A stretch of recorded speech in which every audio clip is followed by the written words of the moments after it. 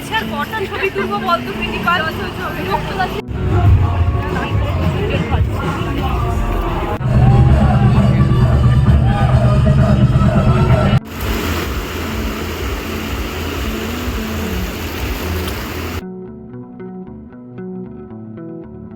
Hello, Kritish ওয়ার্ল্ডের নতুন একটি ভিডিওতে আপনাদের স্বাগত জানাই। এটা গোয়া সিরিজের সেকেন্ড ভিডিও। আর এখন আমরা মাডগাঁও স্টেশনে ট্রেন থেকে নেমে মাডগাঁও বাসস্ট্যান্ডের উদ্দেশ্যে যাচ্ছি। মাডগাঁও বাসস্ট্যান্ড থেকে গোয়ার বিভিন্ন জায়গায় যাওয়ার জন্য বাস কিন্তু পাওয়া যায়। আর আমরা আজকে এখন একটি এসি বাসে করে মাডগাঁও স্টেশন থেকে চলে যাব পেনজিমের উদ্দেশ্যে। আর পেনজিম থেকে আমরা যাব নর্থ গোয়ার আঞ্জুনা বিচ, যেটি একেবারে গোয়ার নর্থ সাইডে অবস্থিত। আমরা যখন বাসে উঠি তখন প্রায় বিকেল হয়ে এসেছে, অর্থাৎ সূর্যাস্তের সময়।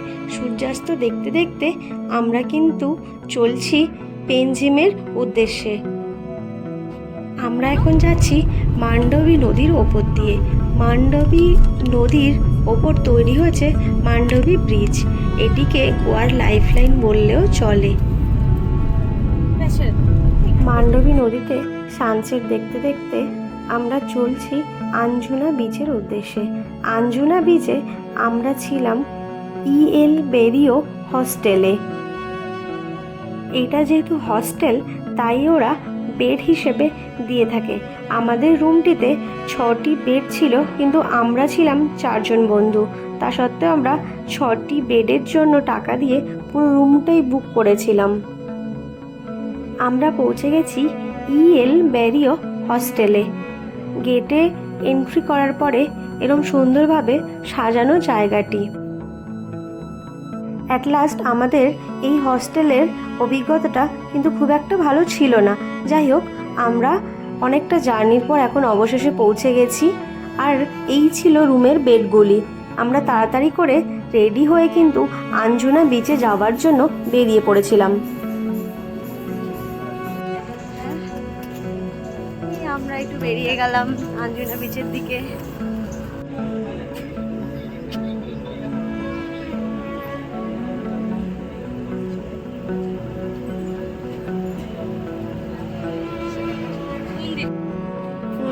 सुबह आते हैं।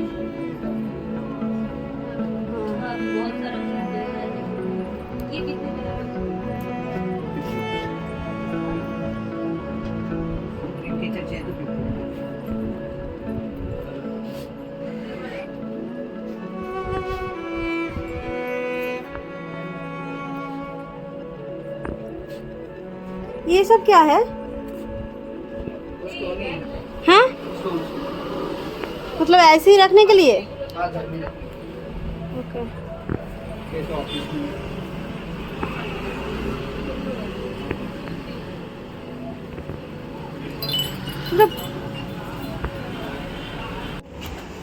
রাতের অন্ধকারে আমরা তো বীজটা খুঁজেই পাচ্ছিলাম না। বীজ খুঁজতে খুঁজতে এরকম একটা সুন্দর দোকানে আমরা দাঁড়িয়ে গেছিলাম। খুব সুন্দর সুন্দর পাথরের জিনিসপত্র এবং খুব সুন্দর ড্রিম ক্যাচার দেখলাম। আমাদের তো বেশ পছন্দ হয়েছে, কিন্তু আগে বিচে যাওয়াটা জরুরি। তাই কোনো রকম খুঁজতে খুঁজতে আমরা এসে পৌঁছালাম আঞ্জুনা বিচে।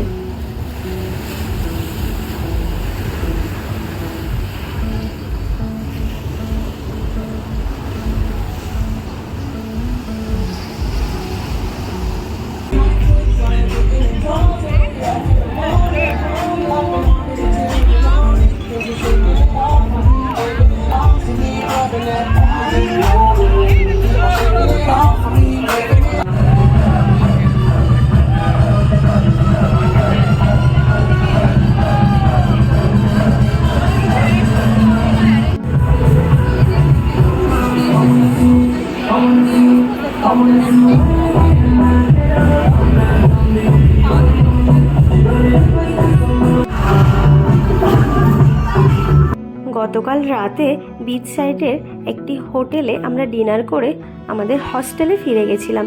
সকালবেলা ঘুম থেকে উঠে আমরা এখন চলে এসেছি বিচ সাইডে মর্নিং ওয়াকের জন্য। সকালবেলা কিন্তু এখানের পরিবেশটা অন্যরকম সুন্দর লাগছে। রাত্রিবেলা বিচ সাইডে যেরকম আমরা প্রচুর লোক দেখেছিলাম এবং লাউড মিউজিক শুনতে পাচ্ছিলাম, সকালবেলা কিন্তু পরিবেশটা একদমই আলাদা। বিচে আসার সময় একটাও লোক আমাদের চোখে পড়েনি, কারণ নর্থ গোয়াতে লোকজন আসে নাইট লাইফটা এনজয় করার জন্য, লাউড মিউজিক, পার্টি ইত্যাদির জন্য। কিন্তু আমরা এতটা জার্নি করার পর কোনো রকম ডিনার শেষে হোটেলে ফিরে গেছিলাম। আর সকাল সকাল একেবারে ফ্রেশ হয়ে আমরা কিন্তু চলে এসেছি আঞ্জুনা বিচে। বিচের এই সুন্দর হাওয়া কী যে অসাধারণ লাগছে সে আর কি বলবো।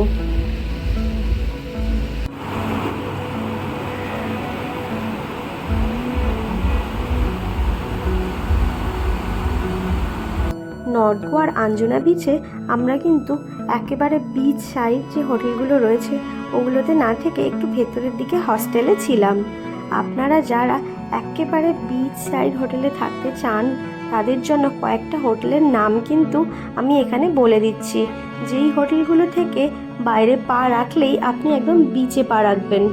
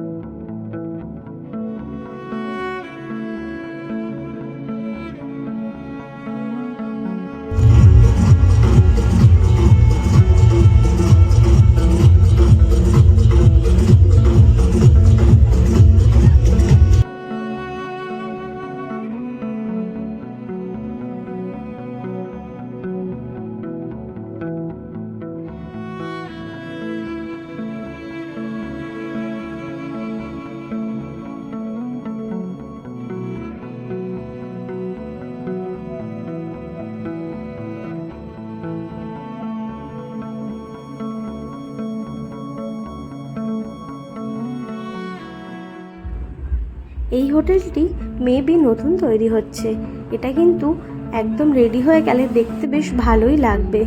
যাই হোক, বিচ সাইডে আমরা ঘোরাঘুরি করছিলাম। এই হোটেলগুলোর মধ্যে বেশ কয়েকটি বিচ হোটেলে এখনও নাইট পার্টি শেষ হয়নি, আর আমরা সকালবেলা ঘুম থেকে উঠে চলে এসেছি বিচ সাইডে।